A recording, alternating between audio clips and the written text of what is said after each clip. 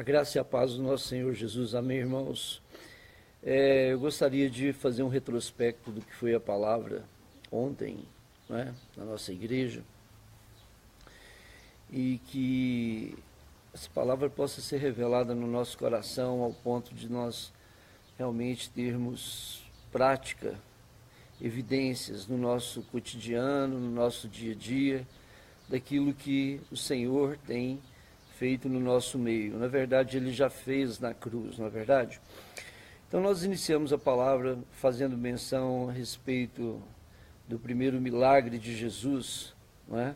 Quando Jesus, né, após ali os seus 40 dias de jejum, de oração, ele desce e tem uma porta aberta para o seu ministério, uma festa. O primeiro aspecto interessante dessa festa é que Jesus, ele entra nessa festa de uma forma um pouco diferente de onde habitualmente nós entramos, não é? Geralmente nós estamos dentro de um ambiente religioso, e ali Jesus entra dentro dessa festa que não era um ambiente religioso, era um ambiente normal, profano, ou seja, um ambiente comum. Então, é interessante que normalmente nós, os crentes, nós procuramos nos abster das festas, de coisas que não são referentes à espiritualidade, mas interessante que o primeiro milagre onde Jesus manifesta o poder de Deus é numa festa profana. E um segundo aspecto interessante é que Jesus, aonde ele ia, ele era o centro. Só que nessa festa ele não era o centro. Talvez ali se o prefeito, o imperador, o governador, Herodes, quem quer que seja, entrasse ali, ele seria aclamado. Mas Jesus era alguém comum naquela festa, ou seja, alguém que estava na periferia dos convidados. E um terceiro aspecto interessante que ele produz ali 600 litros de bebida alcoólica. Então, se você pegar toda essa somatória desses três pontos, parece algo incoerente com a própria pessoa de Jesus, não é? O primeiro milagre que ele manifesta numa festa que não é de acordo com os padrões da religiosidade. E ainda assim, não é? Bebida alcoólica. Isso para nós, isso não é prerrogativa para que você venha a beber, amém? Porque nós não bebemos, ok? Então faça isso. Enfim, será que o objetivo de Jesus ali era suprir a necessidade das pessoas de beberem a bebida alcoólica ou qualquer uma outra motivação? Nós usamos habitualmente esse texto para pregar sobre casamento. A maioria dos pastores diz isso, né? Nos casamentos, sobre a questão das bodas de Caná, eu também já mencionei várias vezes, mas na verdade Jesus estava ali com o intuito de poder suprir a necessidade emocional de duas pessoas, que seria ali o noivo e a noiva. Convenhamos, irmãos e amigos, se nós fazemos uma festa na nossa casa, né, e chega um dado momento, a comida acaba, há um constrangimento dentro do nosso coração, dentro da nossa alma, referente a poder suprir as necessidades ali das pessoas às quais nós convidamos. Imagina o constrangimento desse casal que estaria ali, comemorando talvez o melhor dia, o dia mais importante da sua vida, e acabar o vinho. Mas Jesus, ele estava ali, porque Jesus sabia que ali teria alguém que precisaria ser suprido e de uma necessidade que talvez para as outras pessoas não seria tão importante, tão relevante, mas para aquele casal ali seria algo muito relevante. E assim também, amados irmãos, é nos dias de hoje. Por quê? Jesus, ele nos vê na nossa individualidade. Jesus, ele não nos vê na massa. Jesus nos vê de forma peculiar, não é? De forma individual, a sua necessidade. Ele olha para mim, ele vê a minha necessidade. Isso tudo aponta para o ministério que nós devemos ter também. Um ministério de sensibilidade para poder pastorear as nossas ovelhas, as ovelhas que o Senhor tem nos dado, as ovelhas que o Senhor tem confiado nas nossas mãos. Nós precisamos fazer uso desse discernimento, dessa sensibilidade a qual o Senhor teve, não é, no primeiro milagre dele, não é, no seu ministério. Nós precisamos olhar para as nossas ovelhas e ser sensíveis à voz dele. Nós que somos líderes, somos chamados como ministros do Senhor, nós não somos figurantes de uma história. Nós somos as principais pessoas, porque através de mim, através de você, o mundo vai conhecer a justiça de Deus. Agora, se nós não temos essa percepção, o que será dessas pessoas? E o que será de nós? Porque ficaríamos simplesmente vivendo uma vida religiosamente dentro dos prédios que muitas das vezes as pessoas chamam de igreja, não é? Nos enganando a nós mesmos. Mas nós compareceremos um dia diante do Senhor para prestar conta, não é, da nossa sensibilidade referente às ovelhas que o Senhor tem colocado nas nossas mãos. Um pouco mais à frente, Lucas capítulo 15, aonde Jesus faz menção às 3 parábolas, não é? Da dracma perdida, a parábola do filho pródigo e a parábola da ovelha perdida. São parábolas distintas, mas tem uma linha em comum. Essa linha em comum, não é serem atendidas as necessidades de cada um ali dos integrantes, dos sujeitos que estão ali nessas parábolas. O interessante é que na ovelha perdida, vou deixar para mencionar como sendo a última. Gostaria primeiro de mencionar da dracma perdida. Dracma era uma moeda grega, e essa moeda, certa mulher tinha 10 delas e perdeu uma. E quando ela perdeu essa única, uma delas, o texto diz, você pode comprovar depois na palavra, Lucas capítulo 15, que ela acendeu a lamparina, ela pegou uma vassoura, ela varreu, toda a casa e achou essa dracma perdida. E a alegria dela foi tanto que ela saiu correndo nos vizinhos dizendo: alegre-se comigo, porque eu achei a minha dracma perdida. Talvez aqueles vizinhos poderiam muito bem, antes de se alegrar, dizer: mas uma dracma, eu tenho um saco de dracmas aqui. E ela está se alegrando por causa de uma dracma, sabe, de uma única moeda. Eu quero dizer uma coisa para você referente às suas ovelhas. Talvez as necessidades das suas ovelhas não são tão importantes para você, porque não refere-se a você, não tem nada a ver com você. Mas para aquela ovelha, a necessidade dela é muito grande e de muito valor. Nós, como líderes e pastores, nós precisamos olhar para essas ovelhas, e ter a sensibilidade de valorizar a necessidade delas, vê-las na sua individualidade, sabe, ver o que é necessário para que ela possa ser feliz. Talvez ela está precisando de uma palavra, talvez de um aconchego, talvez ela está precisando que você a chame para caminhar em volta da represa, fazer um exercício, cuidar do corpo. Talvez ela está precisando que você jante com ela na casa dela e convide-a para estar na sua casa.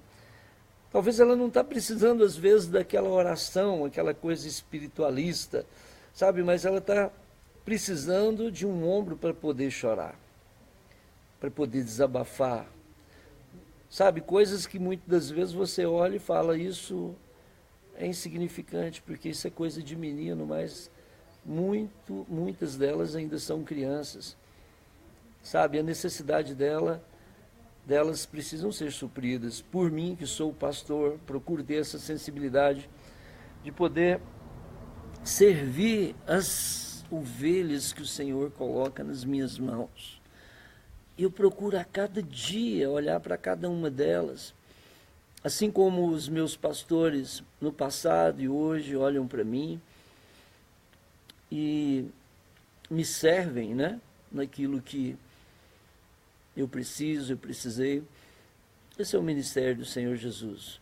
Quando nós expressamos esse sem empatia, quando a nossa vida, de fato, ela é devotada por propósito eterno de Deus, quando você olha para a sua ovelha e percebe que antes dela ser sua, ela é do Senhor, e nós como servos, nós precisamos servi-los. Então, quantos têm aí se perdido por falta de atenção da liderança? Não só da liderança, mas a palavra do Senhor diz que todos nós somos sacerdotes de Deus. Eu creio que a partir do momento que você aceita Jesus, você já entra num outro paradigma. Você sai de uma condição de zero à esquerda e passa a ser um ministro de Deus. Quantos ministros de Deus estão vendo seus pais, os seus filhos, seus amigos, seus patrões, seus subordinados no trabalho, seus vizinhos se afundarem, não é? E se calam? Porque foge das regras da religiosidade, não é? Talvez servi-las, mas são pessoas que estão ao nosso derredor, no nosso raio de ação, para que nós possamos servi-las. Então, assim, se alegre, sabe? Se alegre com a alegria das pessoas em ter suas realizações, se esforce para que elas sejam felizes. Logo vem a parábola da ovelha perdida. Não é? O pastor, o bom líder, ele olha aquela ovelha que se desgarrou e tem a sensibilidade de saber que ela é de extrema importância para o rebanho, para ele, para o seu Senhor. Sabe, a ponto dele largar as 99, parece que é um pouco incoerente, né? E essas 99, os pastores, né? O pastor largou no deserto. O deserto fala de algo que é árido, sem água, né? Claro, não é? Sem perspectiva. Deixaram elas juntas ali. É um risco, né? Mas ele arriscou as 99 por causa de uma única, porque essa única era de extrema importância para ele, como as 99 também. Sabe, nós não podemos olhar para o nosso rebanho e dizer para nós mesmos, eu tenho 99, uma só que se afastou, que se lasque para lá. Porque as minhas 99, elas irão produzir e o meu rebanho vai aumentar. Para que eu vou atrás dessa única ovelha? Não, não vou não. As pessoas têm se comportado com essa linha de pensamento. Sabe por quê?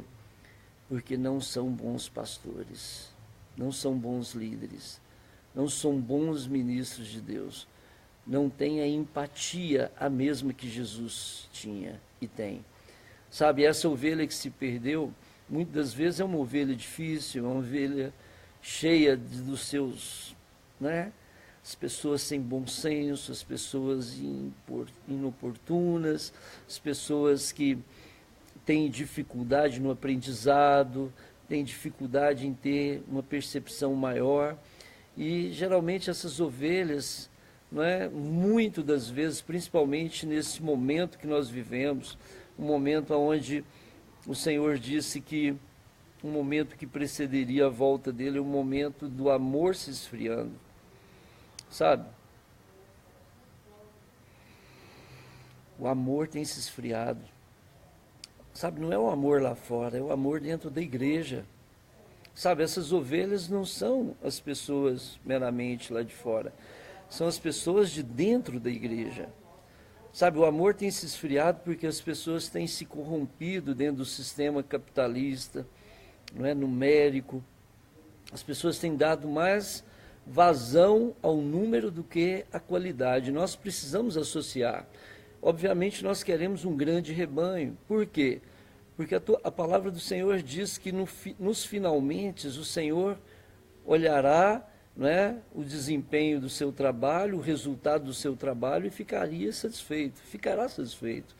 Então, se ele ficará satisfeito, não é só com a qualidade dos cristãos, mesmo porque a qualidade precisa ser muito, muito melhorada no nosso meio, mas o número de pessoas que vão adentrar o céu. Então, veja bem, essas pessoas, é um número muito grande e que nós devemos querer, mas nós queremos pessoas que são saudáveis, pessoas que são curadas, sabe, restauradas, pessoas que são colocadas, ó Deus, as pessoas que são colocadas em nossas mãos é para que nós possamos curá-las, levar a palavra da salvação, levar a palavra da edificação, para que o propósito dela possa ser curada. Então, como que isso será cumprido na vida das pessoas se nós deixamos essas ovelhas de lado? A palavra do Senhor diz que, Lucas 15, que o pastor vai atrás da ovelha até achá-la e traz ela nos ombros. Glória a Deus. E há uma grande alegria. Então, vá atrás dessas pessoas que estão difíceis, afastadas por um ou outro motivo, sabe? É necessário que eu e você, que somos a igreja do Senhor, possamos focar nisso, sabe? Também a parábola do filho pródigo expressa justamente isso, né? O pai, com seus 2 filhos ali, e um dos seus filhos diz: pai, me dê a parte que eu tenho na herança, que eu quero ir embora. Essa parábola se refere aos crentes, os 2 filhos são os crentes, e se refere a Deus. Sabe, há ovelhas que pegam tudo e vão embora, não é? Há ovelhas que ficam. Essas ovelhas são inúmeros os motivos os quais elas vão embora. De fato, tem pessoas que vão embora, né, por não se sentirem amadas.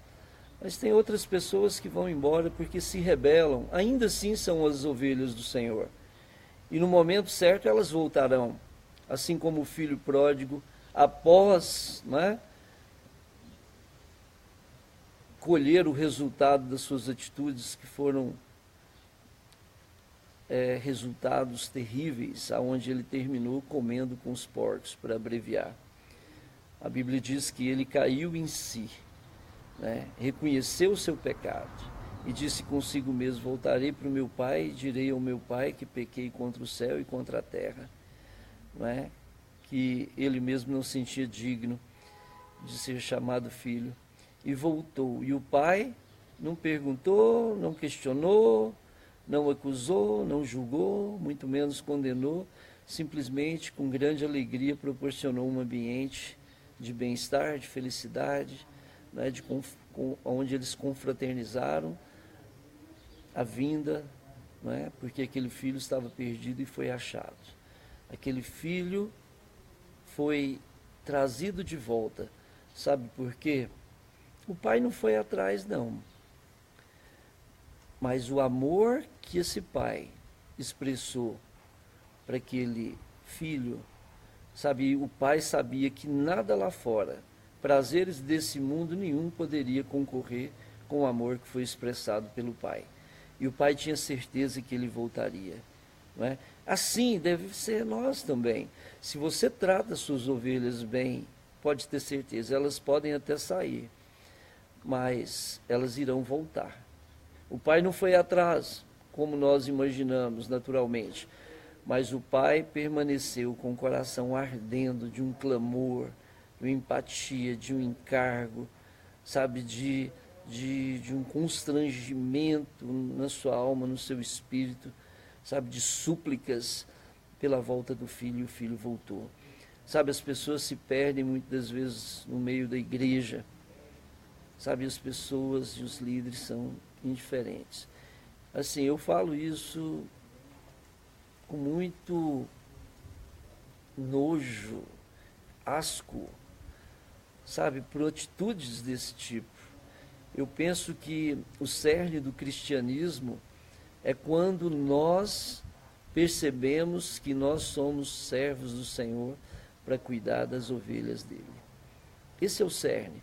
O que adianta amar o Pai, dizer que ama o Pai, se não serve o Pai? Na verdade, não ama o Pai. Sabe, ama o Pai aquele que serve o Pai. Aquele que, mais do que fazer parte de um sistema religioso, é aquele que faz parte do coração do Pai.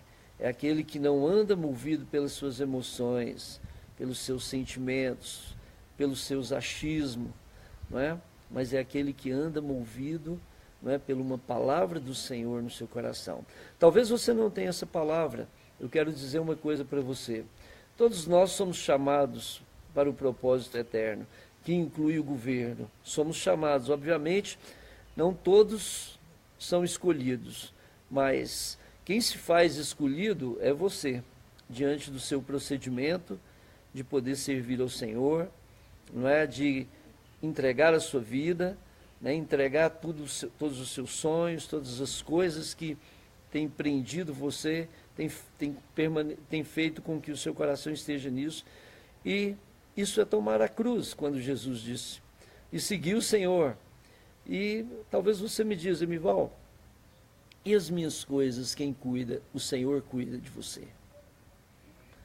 Eu digo isso para você, meus camaradas, irmãos, não é de ouvir falar, é de experimentar. Experimentar. A cada dia sou abençoado.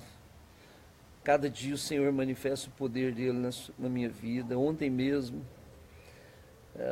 só um testemunho para os irmãos. Eu estou fazendo um projeto para construir a minha casa aqui em Catalão. Esse projeto ficaria R$ 2.400. Não é? O engenheiro me cobrou isso. E ontem ele disse para mim, Emival, eu vou ofertar isso para você. Parei e pensei, vale a pena cuidar das ovelhas do Senhor. Vale a pena, meu irmão. Não que nós devemos fazer dentro desse sistema de troca, de barganha. Nós fazemos para o Senhor porque nós amamos o Senhor. Eu faço para o Senhor porque eu amo o Senhor. E eu sei que o Pai me ama. E quando nós cuidamos das coisas do Senhor, se cumpre. Não é? Tudo que nós pedirmos ao Pai, Ele nos concederia. João 15:16. Muitas vezes eu nem peço a Deus, mas o meu coração deseja as coisas que são naturais, né? Como uma casa aqui no Catalão. Legítimo isso, né? E Deus providencia. Sabe, eu digo para você, gaste os seus dias servindo o Senhor. Sabe, mas servir o Senhor não é enchendo a sua cabeça de conhecimento técnico. Sabe, servir o Senhor é você ter revelação. E revelação é prática. Revelação é prática. Não tem como o sujeito ter revelação se ele não tem prática. A prática é a revelação. Nem toda prática é sinônimo de revelação, mas todo aquele que tem revelação tem prática.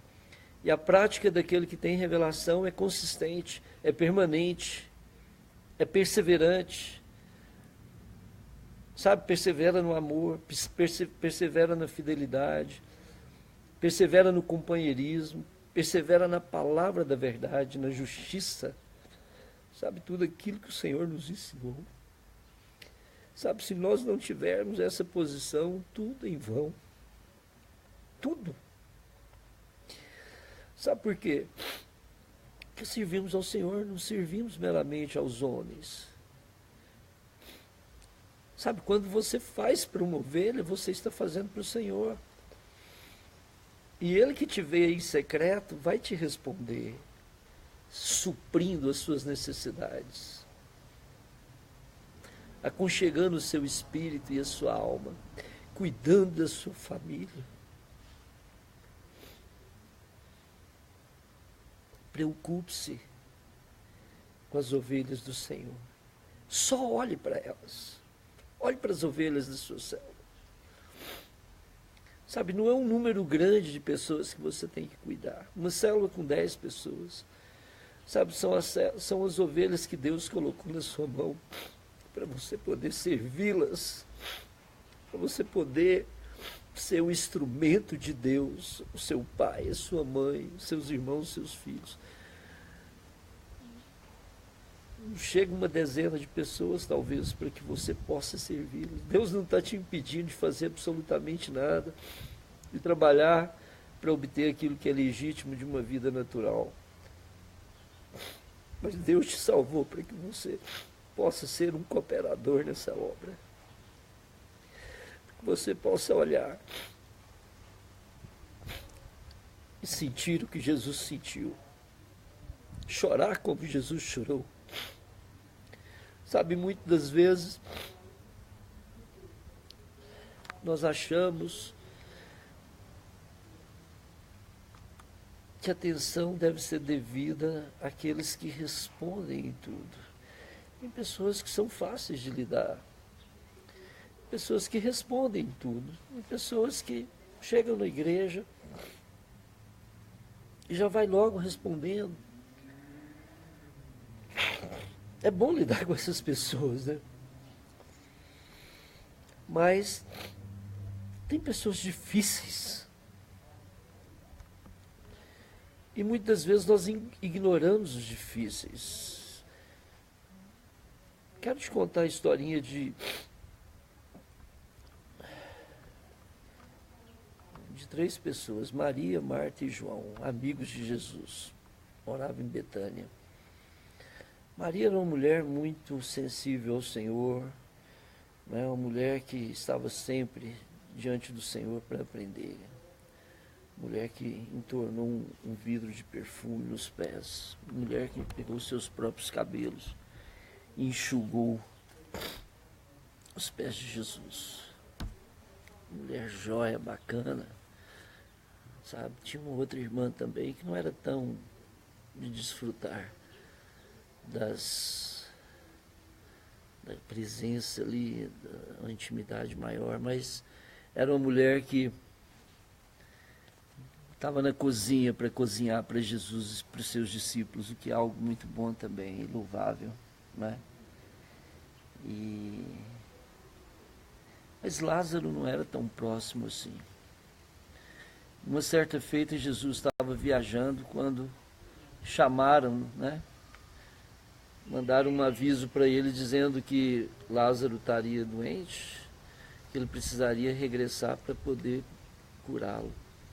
Marta e Maria mandou esse. Jesus demorou alguns dias para voltar, e quando voltou, o próprio Jesus mesmo disse para os discípulos que ele já havia morrido. E um dos discípulos, se eu não estou enganado, Judas, disse para ele: Senhor, então, deixa isso para lá, nós vamos para lá fazer o quê? Nós vamos acabar morrendo. Jesus ignorou e seguiu. E antes de chegar, Maria já abordou ele e disse: Senhor, se o Senhor estivesse aqui, meu irmão não tinha morrido. E logo um pouco mais na frente, parece que foi combinado entre Marta e Maria, porque Marta fala a mesma coisa. Pessoas próximas, pessoas que não davam trabalho. Às vezes tem pessoas na igreja que não dão trabalho, mas muitas das vezes são insensíveis quanto à necessidade daqueles que precisam. Líderes mexem com pessoas que não dão trabalho muitas das vezes, mas são também insensíveis à necessidade daquelas ovelhas. Sabe que talvez você não tenha nenhuma proximidade, como Jesus, por exemplo, que chegou, rompeu tudo aquilo e foi atender a necessidade peculiar. Foi atender uma necessidade individual de Lázaro, que estava morto. Não é? Aonde eu não vou relatar sobre a história. Mas há pessoas amarguradas na igreja, sabe? Pessoas que aparentemente são pessoas adultas, mas às vezes tem umas reações, sabe? Talvez que te impede, líder, de poder avançar. Sabe, sirva as pessoas, sirva todos, os mais fáceis, né, os mais difíceis, sirva a todos. E não deixe que por um ou outro motivo ninguém venha impedir você de servir. Sabe, o pastor Luiz, ele sempre diz assim, eu ouvi isso há muitos anos, sempre ele ouço ele falando, melhor do que começar bem é terminar bem. Sabe, nós vivemos um dia após o outro. Se você respondeu a Deus há 10 anos aqui nessa igreja Videira de Catalão, isso não quer dizer que amanhã você vai responder. Sabe, se você pastoreou, se você cuidou das suas ovelhas, permaneça no cuidado das ovelhas, dia após dia. Termine a sua jornada bem. Sabe, tendo dentro do seu coração revelação de que o cerne é pastorear as ovelhas do Senhor. Para isso nós estamos aqui. Amém, amados irmãos. Que a sua célula possa ser um ambiente fraternal. Que a sua célula possa ser um ambiente onde todos sejam cuidados. Todos sejam cuidados. Os ricos, os pobres, os saudáveis, os doentes, os cultos, os incultos, as crianças, os adolescentes, os jovens, os velhos. Isso não depende de mim, sabe? Depende de você que é um ministro de Deus.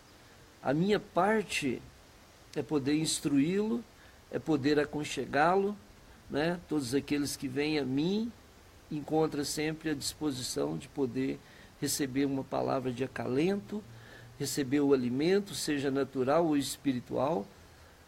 Da mesma forma, deve ser para você esse modelo. E que você seja melhor do que eu. Porque eu tenho procurado fazer o melhor para o Senhor. Fique com Deus, que a sua célula seja uma bênção, não é que você possa manifestar ali o sobrenatural de Deus. Amém? Um beijo, um abraço. Até mais. Bom feriado.